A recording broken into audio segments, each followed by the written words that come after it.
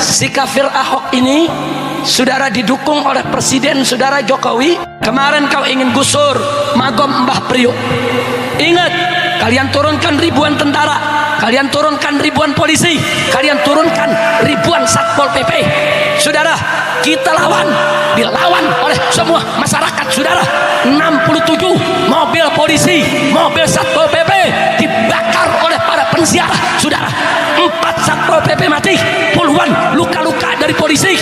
Mereka melarikan diri, menyeburkan diri ke laut. Saudara, 60 orang anak kecil lawan 7.000 Satpol PP.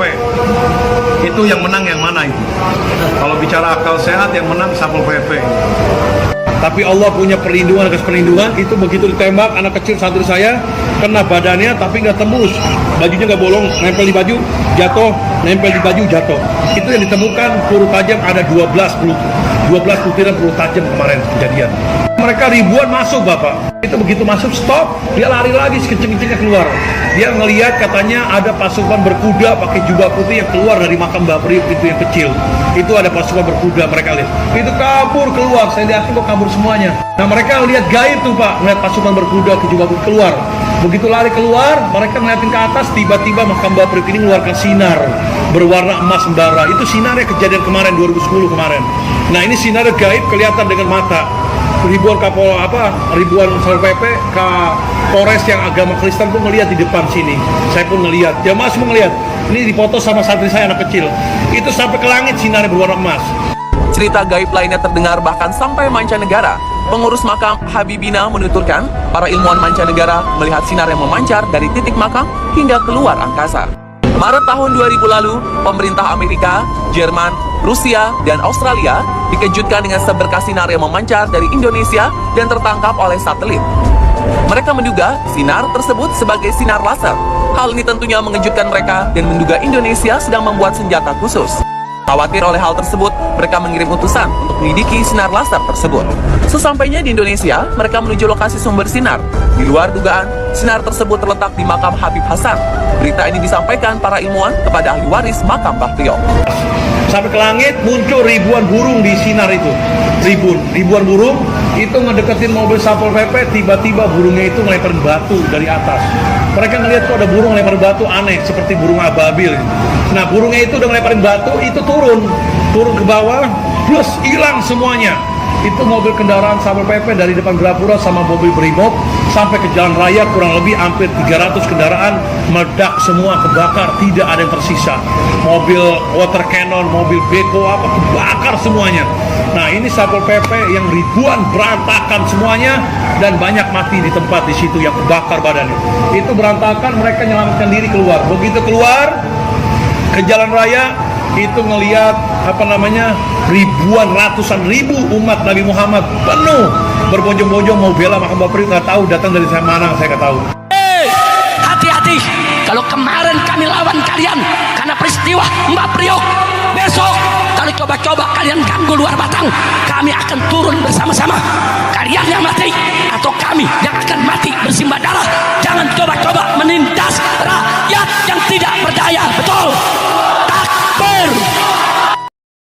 Rasulullah Sallallahu Alaihi Wasallam uswatun hasanah, suri tauladan yang baik di setiap aspek kehidupan. Sholatnya paling bagus, puasanya paling bagus, zikirnya paling bagus, zuhudnya paling bagus, tahajudnya paling bagus, aneka ragam amal ibadahnya paling bagus. Tapi sungguh pun begitu, Nabi tidak pernah melupakan untuk turun menegakkan amar ma'ruf nahi munkar, saudara. Dan Nabi juga tidak lupa untuk mencabut pedangnya, mengangkat senjatanya tatkala dibutuhkan untuk membela agama. Takbir! Padahal tanahnya ini gede tadinya, Pak. Ada 10 hektar dikasih Belanda. Cuma tanahnya udah dirampok sama orang pelabuhan. Siksanya 5,4 hektar. Dirampok lagi sama orang pelabuhan. Sekarang siksanya 3,5 hektar. Dan tanah ini statusnya ada suratnya. Dikasih ke Belanda, pakai surat ke Polri kayak itu sekarang, dan dibikin cagar budaya sama orang Belanda. Cuman orang Indonesianya menghancurin. Ya, karena ini pelabuhan ini dibeli sama orang Cina sekarang. Jadi orang Cina ini ngelihat tanah ini luas, gimana caranya? Akhirnya pemerintah dikasih dana 70 triliun untuk bongkar makam Mbah Priok kemarin. Tahun 2010 kemarin itu dananya 70 triliun. Dari tingkat presiden, gubernur, menteri dalam negeri, MUI-nya juga kena. MUI-nya kena, MUI udah kena uang semuanya. Semua kecamatan di wali kota ini kena semuanya. Tapi nggak bisa tergusur Bapak. Luar biasa di Karomen Bapak, besar sekali. Padahal yang dihadapin sama Satpol PP ini anak kecil. Santri saya sebesar ini nih. Ada 60 orang anak kecil. Santri saya 60 orang anak kecil. Itu umurnya di bawah 17 tahun Ibu. 15, 13, 12, 10 tahun juga ada. Sebesar ini santri saya anak kecil. 60 orang anak kecil lawan 7.000 Satpol PP. Itu yang menang yang mana itu? Kalau bicara akal sehat yang menang Satpol PP. Memang Satpol PP. Bapak nonton nggak kemarin tahun 2010? Nonton. Tanggal 14 April ya. Tapi belum tahu ceritanya. Mau ceritain? Ceritanya panjang sekali. 7 hari 7 malam gak kelar-kelar. Jadi Bapak Ibu kayaknya harus nginep di sini 20 tahun. Paling saya singkat kali ceritanya ya. Ya. Iya tahun 2010 dahsyat. Jahat pemerintah sekarang. Jadi ini upahnya dibeli sama orang Cina. Jadi pemerintahnya ini dibeli sama orang Cina. Padahal ini statusnya punya hak milik, punya proponik, punya harus Belanda karena saya orang susah kali. Jadi pemerintahnya dibudaki dengan uang seperti itu. Luar biasa. Sedih ya. Memang awal kalau sebelum penggusuran saya kan tinggal di sini turun-menurun Bapak. Saya lahir di sini. Sekarang udah tengah-tengah Israel. Ini dulunya laut nih Pak. Dulunya laut dibeli sama orang Cina, diuruk sekarang. Dulu saya punya perahu di sini. Udah sedih saya. Udah nggak lihat pemandangan lautan. Ini laut percis makan. Ya kira-kira 10 meter ke depan laut. Jadi saya dapat surat dari wali kota, saya baca. Tapi isi suratnya undangan tentang penggusuran. Saya berangkat ke wali kota, sama orang tua itu masih hidup. Nenek saya masih hidup, istri saya masih hidup. Saya berangkat ke kantor wali kota, sampai ke wali kota, duduk di meja yang panjang. Ini staf-stafnya, ini wali kotanya, ini saya, ini orang tua saya, di zaman saya. Jadi saya ngomong wali kota, ada apa wali kota undang saya? Wali kotanya bicaranya apa? Iya Habib, saya ngasih tahu Habib ini kalau bisa keluar bersama keluarganya dari makam Datriyu. Loh kenapa Pak saya keluar dari makam Datriyu? Saya kan tinggal di sini turun-menurun dari zaman kakek buyut saya, dari zaman orang tua saya, kakek saya, nenek saya, paman saya, bibi saya, termasuk orang tua saya, cucu. Saya kikik aja udah lahir di sini. Iya Habib, makam Bapak ini mau digusur, mau dihabisi semuanya. Itu kaget Pak. Saya bilang Pak Wali Kota sampai hati-hati, jangan gusur-gusur. Ini makam Wali Allah Ta'ala yang mensiarkan Islam. Adanya Islam ini berkatnya Wali Allah Ta'ala, berkatnya Wali Allah Ta'ala dengan Islam. Kalau nggak ada Wali Allah, nggak ada Islam saya bilang. Dan Wali Allah ini hidup saya bilang. Rupanya wali kotanya ini apa ngomongnya? Lo Habib dibilang hidup, orang walinya udah mati kok dikubur dibilang hidup. Nah wali kotanya ini nih Bapak agamanya Islam cuma pahamnya Wahabi. Tahu Wahabi ya? Wahabi ini nggak percaya seorang yang nabi para wali Allah ini dikubur tetap mati-mati gitu. Oh lo Habib dibilang hidup, orang walinya udah mati kok. Islam cuma pahamnya Wahabi, jadi tolak belakang dengan ahli sunnah jamaah. Ya langsung saya mangut, oke Pak, walinya udah mati, tapi yang mati ini bukan wali Allah Pak. Siapa Habib? Sampean wali kota baru mati saya bilang. Kalau wali kota mati ya, kalau wali Allah nggak mati hidup saya bilang. Sampean Bapak wali kota, ya, nah Bapak yang mati nantinya. Bukan wali Allah saya bilang. Saya balik tanya, Pak wali kota ini agamanya apa? Ya pulau Islam, saya Islam. Pak wali kota bukan Islam. Kalau Pak wali kota Islam kitabnya apa? Pak Al-Quran juga bukan saya bilang. Kalau Pak wali kota Islam kitabnya apa? Al-Quran juga bukan. Kitab Injil, Zabur, Barnabas, Taurat saya bilang. Bukan, apalagi Quran bukan. Pak wali kota agamanya Islam harus baca Al-Quran saya bilang. Orang beriman kepada Al-Quran itu orang yang beriman kepada Allah Ta'ala. Kalau Bapak ini berarti belum beriman kepada Quran, berarti belum beriman kepada Allah Ta'ala. Kan di Quran yang bacanya ada tulisannya. Yang Allah firmankan wala taqulu liman yaqtallu fi sabilillahi bal ahyaun walakin la tasurun. Jangan kau mengatakan para wali Allah orang-orang di jalan Allah, beliau ini mati, tidak kata Allah Ta'ala bal ahyaun walakin la tasurun, akan tetapi beliau ini hidup. Ataupun di Quran lagi wala tasabana qutila fi sabilillahi bal ahyaun inda rabbihim yurzaqun. Jangan kau mengira para wali Allah orang-orang yang di jalan Allah, beliau ini mati, tidak kata Allah Ta'ala bal ahyaun inda rabbihim yurzaqun, akan tetapi beliau ini hidup dan akan memberikan rezeki buat kita semuanya. Nah ini wali kota ini dikeluarkan ayat 2 ini Pak, emang dasar gendeng, pahamnya Wahabi, jadi nggak masuk akal sehatnya dia Pak. Singkat saya ngomong ya, cerita kemarin ya, kalau saya ceritain bisa nginep Bapak di sini.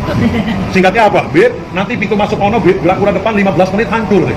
Itu ngomong di kantor Pak. Nanti setelah itu Bib, majlis taklimnya Habib ini tempat acara hall, camal pengajian, ini 15 menit hancur nanti.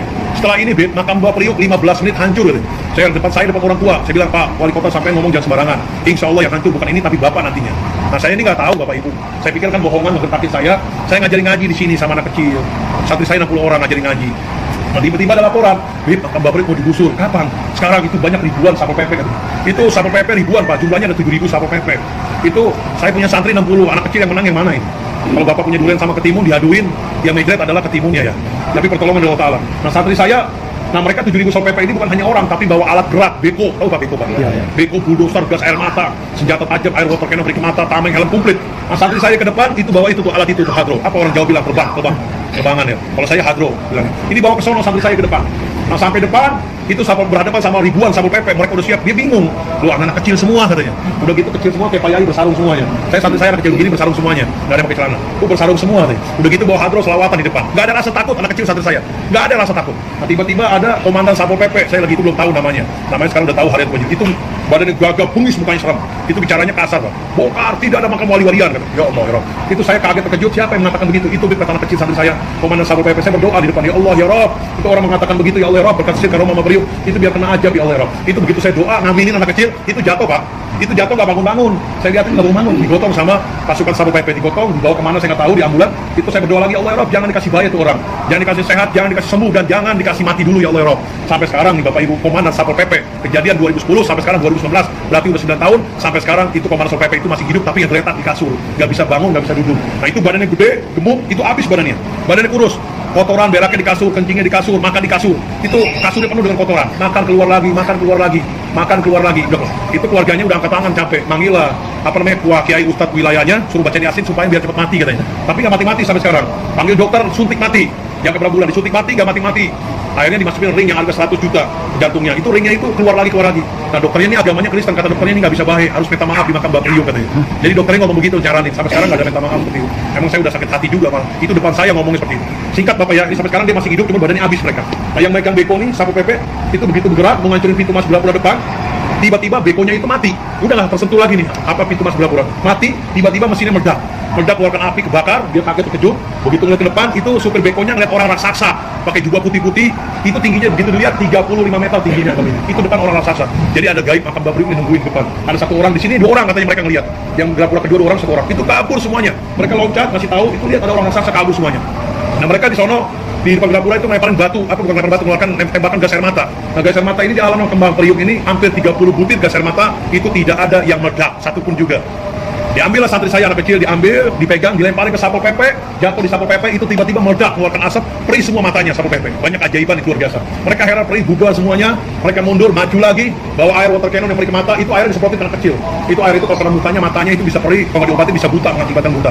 Itu air itu begitu masuk di halaman itu nggak kena anak kecil, itu kayak ada yang jagain. Di halaman pun air pun nggak jatuh sampai ke bumi, di halaman itu nggak jatuh, dijaga. Tiba-tiba dari halaman keluar angin besar, itu air didorong sama angin berbalik lagi, yang tersemprot adalah Satpol PP, perih semua matanya. Jadi banyak gaib Pak yang dijagain di sini Pak, tolongin.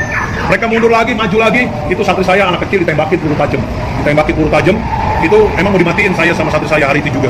Peluru tajam yang mematikan, ibu sumpah saya demi Allah, demi Rasulullah, demi Quran. Mereka udah sediain ratusan truk di Tanah Merah. Itu kalau Habib mati di tempat, santri saya mati di tempat, itu hari itu langsung diuruk sama Tanah Merah, tanpa disolatkan lagi, tanpa dimandiin lagi, tanpa diputuskan kapan. Tapi Allah punya perlindungan, itu begitu ditembak anak kecil santri saya kena badannya tapi nggak tembus, bajunya itu udah bolong. Bajunya nggak bolong, nempel di baju, jatuh, nempel di baju, jatuh. Itu yang ditemukan peluru tajam ada 12 butiran peluru tajam kemarin kejadian. Itu alhamdulillah. Nah mereka bingung, maju lagi dihadapi lagi sama santri kecil di depan, itu tamengnya dipukul belah 2, helmnya belah 2. Nah mereka bicaranya apa ngomongnya? Ini santrinya Mbak Priok mungkin dikasih ilmu sama Habibnya. Padahal saya nggak kasih ilmu apa-apa, ini cuma banyu tek, keripik singkong aja. Cuma saya di sini suka ngamalin baca Injil Sakran. Injil Sakran ini ada 3 lembar. Ada 3 lembar, cuman tukilannya saya ambil. Bacaannya tuh alfi 7 kali. La haula wala quwwata illa billah azim. 1000 kekuatan, tidak ada daya upaya kecuali kekuatan dari Allah Taala. Itu dipukul tameng yang kecil belah 2, belah 2. Bingung mereka mundur. Nah tiba-tiba santri saya di depan mendengar suara saya, teriakan saya, katanya suruh mundur, lari ke makam Mbak Priok, jamaah semua anak-anak mundur. Ini saya belum pernah bilang mundur, itu kejadian perang kemarin, itu selalu takbir Allahu Akbar Allah. Cuman anak-anak santri saya ini bilang ada suara saya suruh mundur. Saya bilang kok malah mundur semuanya. Nah sebagian ke makam Mbak Priok, ya udah saya suruh, udah jalan ke makam Mbak Priok berdoa munajat wasilah minta tolong. Nah saya sebagian berapa puluh orang di sini ke Bang Ijo. Saya itu udah ketakutan Bapak Ibu, udah serahkan kepada Allah Taala, udah siap mati di sini tempatnya. Itu berdoa terus saya jalan terus, ya Allah ya Rabb, berkati si karomah Mbak Priok, mudah-mudahan di makam dijaga, jamaah dijaga. Nah, rupanya mereka ribuan masuk Bapak, tapi nggak masuk kemari Pak, nggak masuk kemari. Ini dari Gerapura kedua ini 30 meter ke depan, itu begitu masuk stop, dia lari lagi sekecil-kecilnya keluar. Dia ngelihat katanya ada pasukan berkuda pakai jubah putih yang keluar dari makam Mbak Priok itu yang kecil. Itu ada pasukan berkuda mereka lihat. Itu kabur keluar, saya lihat itu kabur semuanya. Jadi gaib ini yang rawan yang gaib. Itu mereka keluar semuanya. Nah begitu saya lihat ke anak kecil yang santri saya ke makam, itu di teras nggak ada yang berdoa. Itu pada geletak semua di kasur, katanya kayak dihipnotis. Saya giniin tangannya, jatuh lagi, kok begini semuanya. Pada lemas katanya anak kecil, lemasnya katanya dihipnotis. Matanya dilihat sama anak kecil, pada ngomong semua beat. Saya ngelihat tuh banyak orang hibur pakai jubah putih di makam ini penuh katanya. Jadi mungkin suruh istirahat dulu, biar gaibnya keluar semuanya. Nah mereka lihat gaib tuh Pak, ngeliat pasukan berkuda ke jubah putih keluar. Begitu lari keluar, mereka ngeliatin ke atas, tiba-tiba makam Mbak Priok ini mengeluarkan sinar berwarna emas bara. Itu sinarnya kejadian kemarin 2010 kemarin. Nah ini sinar gaib kelihatan dengan mata. Ribuan Satpol PP ke Polres yang agama Kristen pun melihat di depan sini. Saya pun melihat, Jamaah semua melihat. Ini difoto sama santri saya anak kecil. Itu sampai ke langit sinar berwarna emas. Sampai ke langit muncul ribuan burung di sinar itu. Ribuan burung itu mendekatin mobil Satpol PP, tiba-tiba burungnya itu ngelemparin batu dari atas. Mereka ngeliat ada burung ngelemparin batu aneh seperti burung ababil. Nah burungnya itu ngelemparin batu, itu turun ke bawah, terus hilang semuanya. Itu mobil kendaraan Satpol PP dari depan Belapura sama mobil Brimob sampai ke jalan raya kurang lebih hampir 300 kendaraan meledak semua, kebakar, tidak ada yang tersisa. Mobil water cannon, mobil beko kebakar semuanya. Nah ini Satpol PP yang ribuan berantakan semuanya dan banyak mati di tempat di situ yang kebakar badannya. Itu berantakan, mereka menyelamatkan diri keluar. Begitu keluar ke jalan raya itu ngelihat ribuan, ratusan ribu umat Nabi Muhammad penuh berbojong-bojong mau bela Makam Bapriuk, nggak tahu datang dari mana, saya nggak tahu. Itu penuh. Kalau saya anak kecil semua di sini. Mereka masuk keluar ngeri, takutan masuk ke dalam. Begitu ke dalam itu harus lewati sela-sela mobil yang kebakar. Mereka nggak bisa jalan. Itu sampai badannya kebakar banyak sampai masuk. Nah mereka begitu sampai Gapura lagi ke pertama mau masuk nggak berani. Katanya banyak pasukan berkuda, naik kuda pakai jubah putih-putih yang jagain makam. Nah ini kedua nggak bisa, ke dalam nggak bisa. Itu terkurung sama masa dijepet.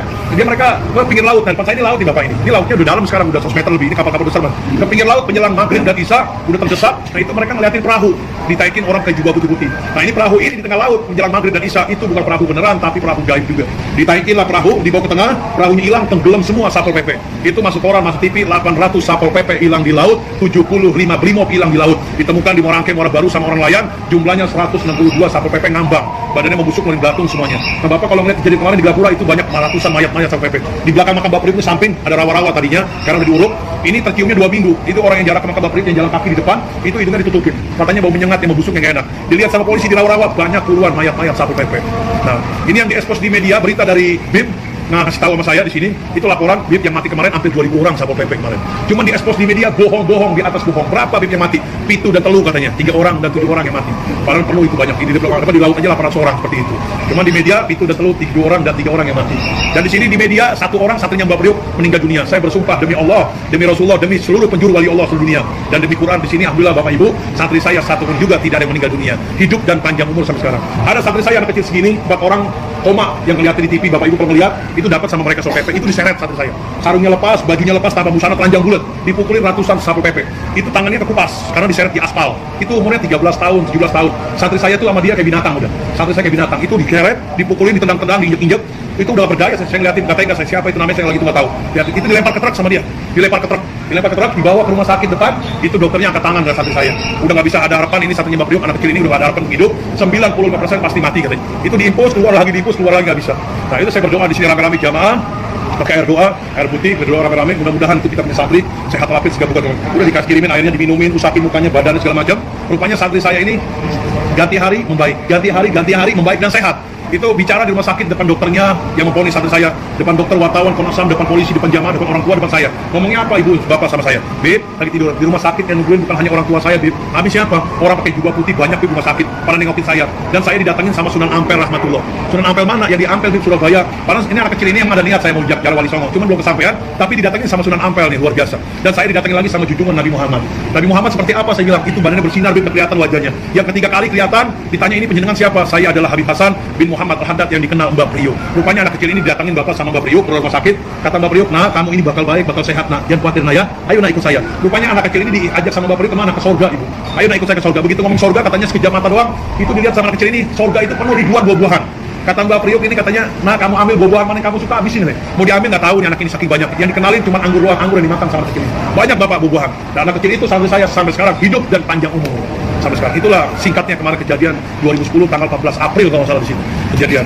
Jadi nah dapat 2 minggu wali kotanya datang nemuin saya, peluk-pelukan sama saya, minta maaf Habib, saya minta maaf, omongan Habib ini benar manjur. Iya bapak si gendeng, saya bilang. Maka wali Allah dibilang mati, orang hidup. Basarianya Nabi Muhammad dikubur, wali Allah dikubur, sahabat Nabi dikubur, hakikatnya beliau nggak mati. Basar luka basar supat tapi tak sama, seperti itu. Akhirnya sekarang udah apa namanya, udah aman sekarang Pak. Dan ini mau dibangun Pak sama uang Pemda, dikasih dana hampir 30 miliar sama uang Pemda. Cuman ditolak sama orang tua saya yang masih hidup. Saya bilang kenapa Bapak nggak mau? Jangan, itu uang panas, uang nggak benar katanya. Jangan. Jadi saya sama orang tua jadi amanat. Di sini makam sederhana dan asli, uangnya juga uang dari orang-orang yang jara-jara seperti ini. Jadi udah apa namanya, tanpa proposal Pak di sini seperti itu. Luar biasa ya. Dan doakan saya juga Pak biar bangun masjid di sini. Karena tanahnya tersisa 3,5 hektar, 3,5 hektar, 3,5 hektar gitu. 3,5 hektar tersisa buat bangun masjid, pesantren, madrasah. Mudah-mudahan nggak ada lagi kejadian lagi. Biar saya ngalamin. Orang tua saya belum meninggal ngalamin juga.